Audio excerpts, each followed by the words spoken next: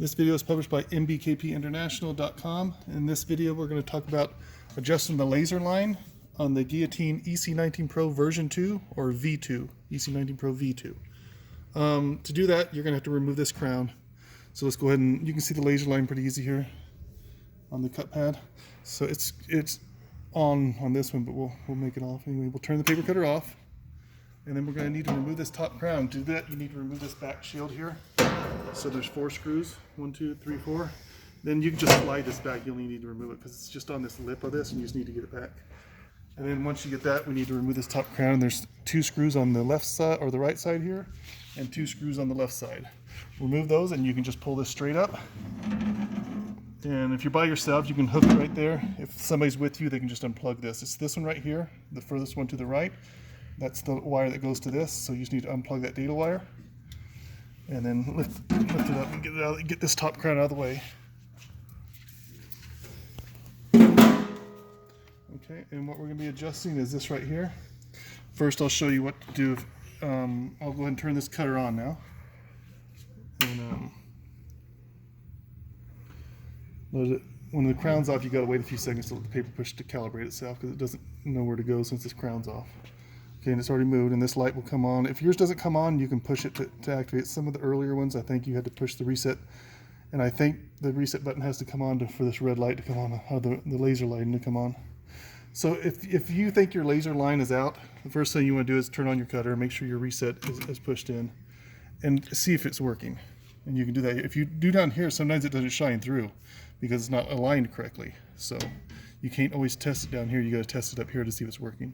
And obviously this is working. If yours wasn't working, then you can replace that, and I'll show you how to do that. You just one of these is you'd purchase, or depending on when it's under warranty, we'd send you one. And you want to go past this part here on when you're taking it off. It's kind of a little zip tie on it right there, and it's right there. But you go past it out here, and you clip these wires here. Make sure you don't do it too. Make sure you give yourself room, but you clip them, and then you strip them with a wire stripper, like such, to have some exposed wires like these do on the end. And then you're basically just attaching the wires together, and you can use some small electrical screw connectors here. And once those are connected, if you don't use screw connectors, or if you solder, you have to use some electrical tape or whatnot. But once you get that connected, then you just gotta loosen this center screw. It just takes a 2mm hex. You'd unback it out about one or two turns, and this should just pull straight out, and you can drop the new one in. And you're gonna have to know where the line is, because it could be like this, so you may have to rotate it depending on where it is. So you'll have to plug in your paper cutter at that point once this is connected and see where the line is, so you can rotate it to where it's somewhat straight and drop it in there, and then snug tight that down. You don't want to do it super tight, just snug tight it down to where it holds it and doesn't drop down in there. But anyway, you got to make sure the line's running the right way, so you got to rotate it whichever way you need to rotate it to make sure that happens. But once you get it in there, then you can go to what we're going to do now, which is just adjusting the laser line, if that's what your problem is. Okay, so now that we got that out of the way, if you had to replace it, now we're just going to go to adjust this. As you can see right now, this is pretty right on. So now I'm going to turn it off again. And there is on the cut pad, there's a line there where the blade's been going into. A nice thin line it should be. Easy to see.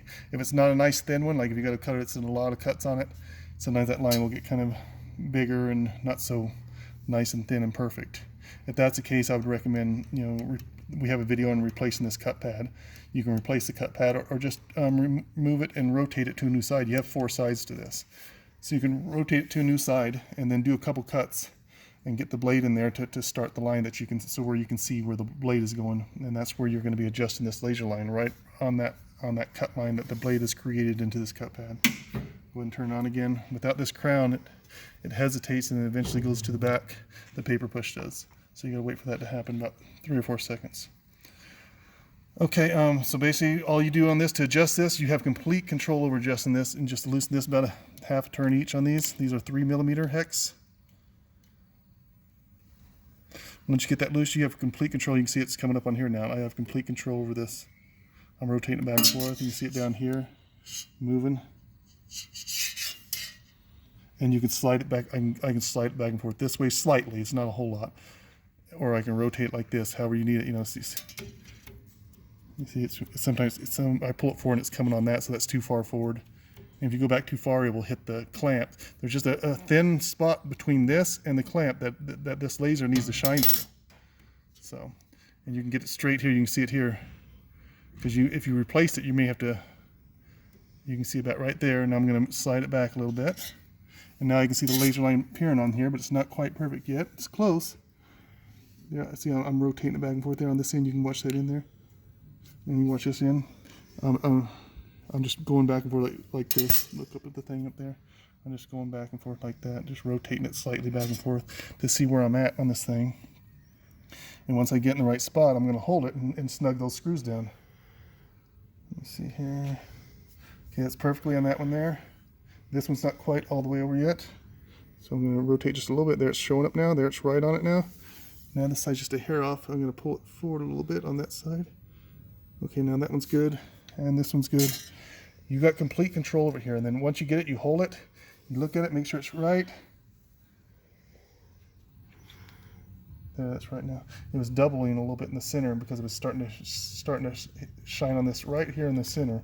So I had to slide it back just a hair.